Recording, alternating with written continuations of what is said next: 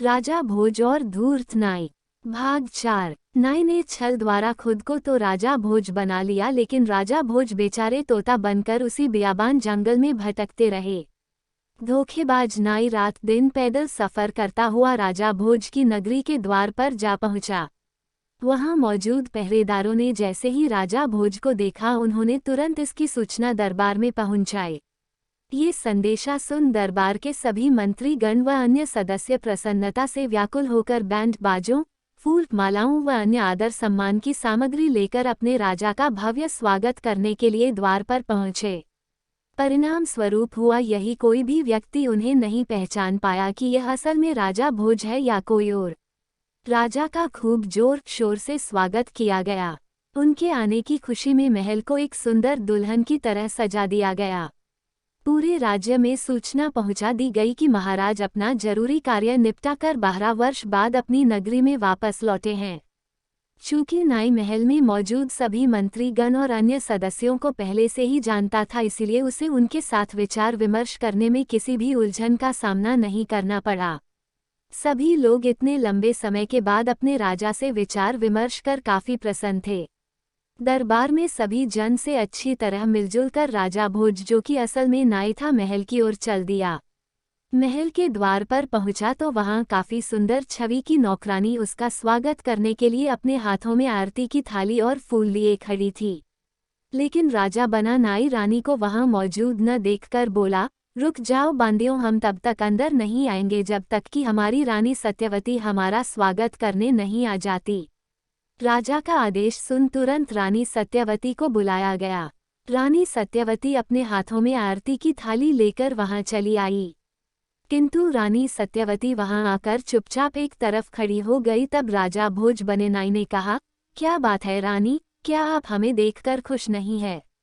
हम कितने वर्ष बाद आपके पास वापस लौटे हैं। नजदीक आइए, हमारी आरती करिए और खुशी खुशी हमें अपने कक्ष में लेकर चलिए। सत्यवती ने कहा, महाराज मैं आपकी आरती भी करूंगी और खुशी खुशी आपको हमारे कक्ष में भी लेकर चलूंगी, किंतु आप पहले हमें ये बताइए, जब आप जरूरी कार्य से जा रहे थे तब हमें क्या कहकर गए थे?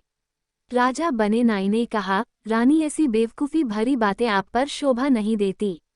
भला 12 वर्ष पहले की छोटी मोटी बातें याद थोड़ी रहती हैं। आप आइए, हमारी आरती करिए। सत्यवती ने कहा, कभी नहीं, पहले आप हमें उस वार्ता का परिचय दीजिए, तभी हम आपको अंदर आने की अनुमति देंगे। राजा बने नाई ने मन ही मन सोचा, ये रानी तो बहुत ही तेज और उलझी हुई लगती है, यहाँ तो दाल गलने वाली नहीं है। फिर नाई ने अपना रुख भानुवती के महल की तरफ कर लिया। जब नाई रानी भानुवती के महल के द्वार पर पहुंचा तो देखा कि भानुवती पहले से ही राजा के स्वागत के लिए आरती का थाल लेकर खड़ी थी। वह राजा को इतने लंबे समय के बाद देखकर काफी प्रसन्न थी। उसने खुशी खुशी उसकी आरती की और अपने कक्ष में ले गई। रानी भानुवती के महल में नाई ने खूब सुख सुविधाओं का आनंद उठाया। धीरे धीरे आधी रात हो गई। भानुवती को तो नींद आ गई, किंतु नाई को कहाँ नींद आने वाली थी। अब उसके जहन में एक डर बैठा जा रहा था, एक चिंता सताए जा रही थी। वह चिंता थी उस तोते की, क्योंकि उस तोते में खुद राजा भोज बसे थे, जो मनुष्य की भांति बोल सकते थे। अब उसका यही डर था कि कहीं वह तोता उड़ता उड़ता नगरी तक न आ पहुँचे, कहीं मेरे सारे भेद न खुल जाए। इस समस्या से निदान पाने के लिए नाई एक खतरनाक योजना बनाने लगा। यहाँ तो नाई अपनी बुद्धि का परिचय देते हुए योजना पर योजना बनाने लगा। दूसरी तरफ राजा भोज, जो बेचारे अभी भी एक तोता बनकर उसी बियाबान जंगल में भटक रहे थे। तो आइए अब एक नज़र डालते हैं उस तोते पर, जो बेचारा भूख और प्यास के कारण इधर उधर भटक रहा था।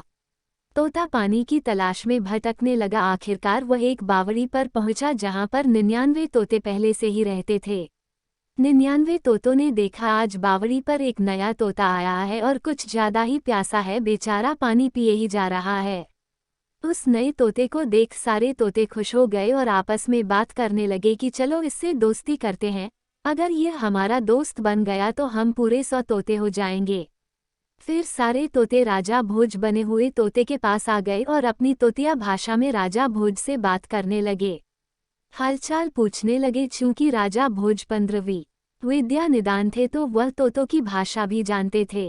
राजा भोज ने उन्हें तोतिया भाषा में बताया कि देखो दोस्तों, मैं अकेला हूँ और मेरा कोई परिवार भी नहीं है। मैं दुनिया भ्रमण के लिए निकला हूँ। अब जब आप सब मुझसे दोस्ती करना चाहते हो तो मैं तैयार हूँ। मैं आप सब के साथ ही रहूँगा। सारे तोते बहुत ही खुश हुए और हंसी खुशी सब एक साथ रहने लगे। अब प्रतिदिन राजा भोज उन्हें अच्छी अच्छी बातें बताते और किस्से कहानियाँ सुनाते। इस कारण सभी तोते सोचते कि यह तोता बहुत ही समझदार है, इसके आने के बाद हमें पानी की तलाश में भी नहीं भटकना पड़ता। ये हमें उसी जगह लेकर जाता है जहाँ पानी तैयार मिलता है। इस कारण सभी तोते राजा भोज की इज्जत करने लगे और एक दिन ऐसा भी आया जब सारे तोतों ने मिलकर राजा भोज को अपना मुखिया घोषित कर दिया।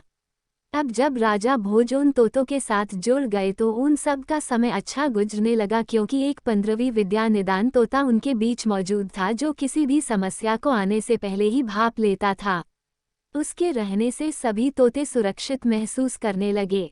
लेकिन अब इन सभी तोतों के आगे आने वाली थी एक ऐसी समस्या जिसने इन्हें वन भटकने और अपनी जान बचाकर भागने पर मजबूर कर दिया। यहाँ राजा भोज बने नाई की योजना बनकर तैयार हो चुकी थी।